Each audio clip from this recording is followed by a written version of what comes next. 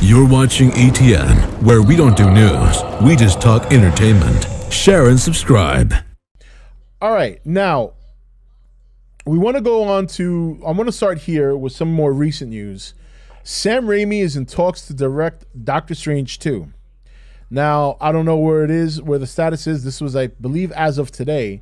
And on top of that, Michael Waldron is going to be the head writer, who is the head writer of the upcoming Loki series, is going to also be on the project for Doctor Strange 2. Now, there was a lot of disagreement between the last director and Marvel Studios. He wanted to make a Doctor Strange movie that felt more like a horror film.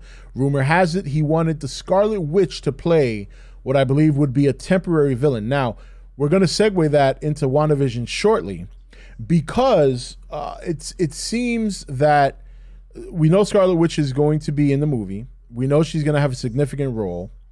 And it's interesting that if that's true, if he wanted to make Scarlet Witch the villain, and the counter argument for Marvel was that they wanted her to have a bigger role and not be a villain. And apparently, the rumor has it, there was a big fight on the phone between Kevin Feige and the director. His name escapes me at the moment.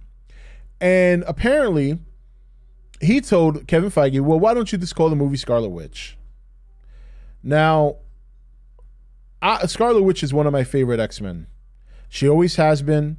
You know, I'm a huge X-Men fan. That was my bread and butter comic when I was growing up. It was always the X-Men. Wolverine's my favorite Marvel character of all time. And Scarlet Witch was among my favorite X-Men, along with Storm and a list of others. But I would say she probably ranks second behind Wolverine, and then Storm behind her. And then, you know, other Marrow, who came much later, who I thought was a very cool character. But anyway, so we got to see a little bit of what WandaVision, what we're going to be getting for WandaVision during the Super Bowl.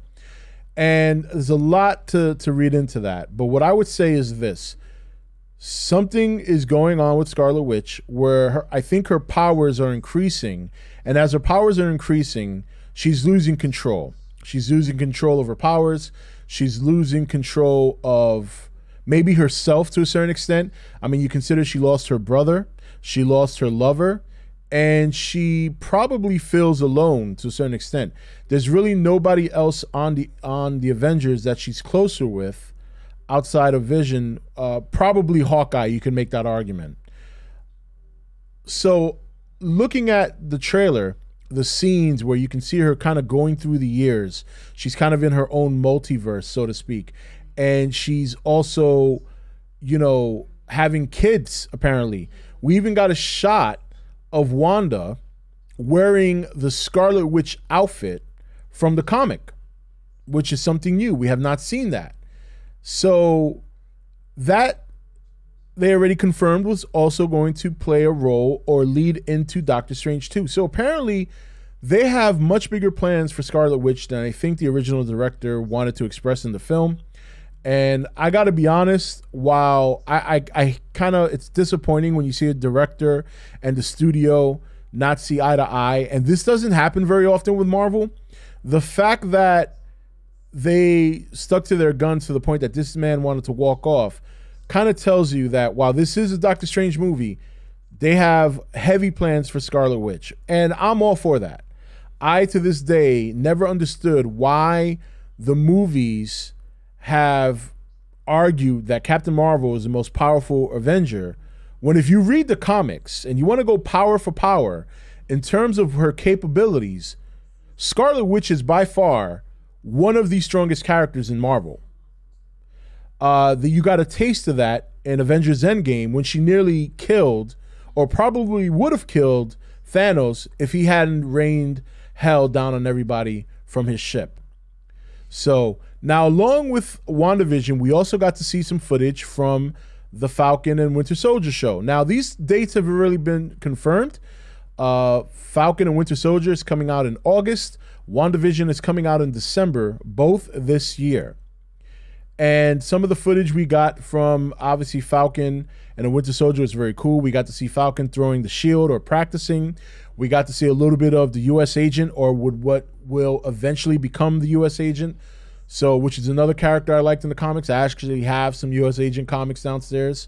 For those of you who were here on the live stream where I was showing off some of my older comics. So I'm very excited for these shows. You know, I know there's a lot of people kind of clamoring down on or not as excited about this next phase going into Marvel until they actually show me that they're going to do some of the rumors that people are saying they're going to do.